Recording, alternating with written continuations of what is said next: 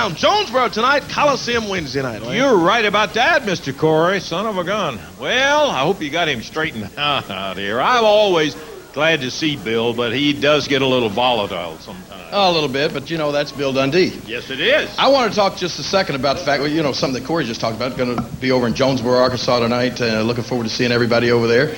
And don't forget the haircut 1 to 3 today. We're going to be doing that. But I want to talk about this Wednesday night. And, last Saturday, didn't get the opportunity to win the gold there. But this Wednesday night is another opportunity to get what I feel like is rightfully mine. You know how I feel about the Unified World Heavyweight Championship, the belt that I unified. And you the man. You the man. But anyway, there's going to be a 10-man elimination match for this. And as a matter of fact, like we were talking earlier, with Jeff's back injured, I don't even know if he's going to. This is to determine the number one contender. But Jeff just may have to hand over that belt to whoever wins this thing because his back is in bad shape. If he can't defend in 30 days, what happens? Has to be taken away, unfortunately. Belt goes by. But it does make this big main event match going to be more significance to it for the number one contender. Oh, without a doubt. That's why I'm looking forward to it. I don't like to go out and promise that I'm going to win matches because whenever you step in the ring, you never know exactly what's going to happen. So I'm not going to make a promise, but I am going to say this. I want to warn each and every one of these 10 guys or these other 9 guys that's going to be in this match. I'm talking to Brian Christopher, J.C. Ice, Wolfie D, Tommy Rich, Doug Gilbert. Each and every one of you guys, I'm going to tell you right now, I don't care what it takes. I don't care what I have to do. I'm not going to be in there to win any popularity contest Wednesday night. I'm going to be in there to win the title. And I'm going to tell you right now, no matter what it takes, no matter what I have to do, I'm going to do it, brother. You don't often make those kind of promises, as you said. And here comes Bill again. Bill, I had hoped we'd gotten this all straight. So let me ask you, you know what the word hoodwink means? Yeah, I think I do, Bill. Well, I just got hoodwinked, by him. What did he say when he come out here? What are you talking about? He said, Billy? we'll go to the back and we'll talk about the situation. That's right. He never said a word when we got back there. He just said, nice to see you, Bill, and off he walked. Now, I ask you. Now, another thing I'm going to ask you. No, let me tell you something. Oh, no. The reason that he did that was because he knows it's inappropriate for you to be out here discussing dirty laundry. We got nose to nose and I got fired. That's what it was all about, and that's what it's all about now. I would like somebody to go fire the other 2 guys that got involved, not just me. Look, Bill, why don't you quit talking about that? As Lance has tried to tell you, and everybody's tried to tell you, and that's why I came out here. This is not the time. It's not the place. Now, that's been your problem here, Bill. Like you said, we've been on both sides of the fence, and that's exactly why. It's because of your mouth. You run that mouth, and you let that mouth a lot of times make promises that your body can't keep. And what you also do is you run your mouth so much that half of the guys in the dressing room can't stand you, Bill. Now, the fans see Bill Dundee, Mr. Nice Guy, that comes out here, tries to be nice, tries to please everybody, but they don't see you when you're back in the dressing room trying to tell all the other wrestlers how great you are.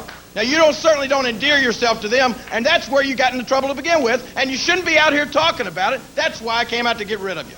All right, well, seeing we got all that off your chest, let me get this other thing off my chest. How can you have a 10-man match for a belt that I ain't in? How can you really do that? I've whooped this guy more times than anybody. Well, you want me to give you the simple answer is because you don't work for this company, Bill. All right, and that was politics. I'm going back to where I get treated with respect. Ozark Mountain Wrestling. Burt Prentice, at least if he tells you something, it happens. And he got fired for the same thing. You got rid of Burt Prentice because you got jealous of him, said he stole the belt off you. Now, here's the other thing. When I beat you for the belt, I wrestled some idiot from the WWF. Tommy Rich runs out, drops me on my head. He climbs on top, and they said he was the winner. So I come to the back. I said, Mr. Eddie Martin, give me a rematch. He said, there was no rematch contract. What are you talking about? I'm talking about how you got to wrestle Razor Ramon, and I didn't. Everything that happens around here, you can get done, Kingfish. You got that match right out from under me. Now put me in this one. Bill, it's done. It's a 10-man match, and that is all there is to it. You're not working for the company. We'll talk about this, I promise you, as long as you want to after the show is over with. But we've got a lot of matches. We got a big main event. Thank you very much for being out here. You're not in it. You're not in it. All right. Well, That's just the before answer. I leave, I used to have a lot of respect for you. I used to have more respect for him, I guess, than anybody else. But you know what I do to people I got no respect for no more? I have.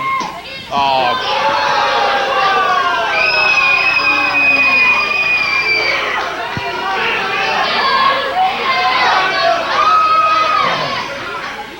Well, in a typical tactful way that Bill Dundee handles most things, he comes out here and spits all over. Jerry, I'm sorry about it, and that is the way that goes. Now, let me just say this.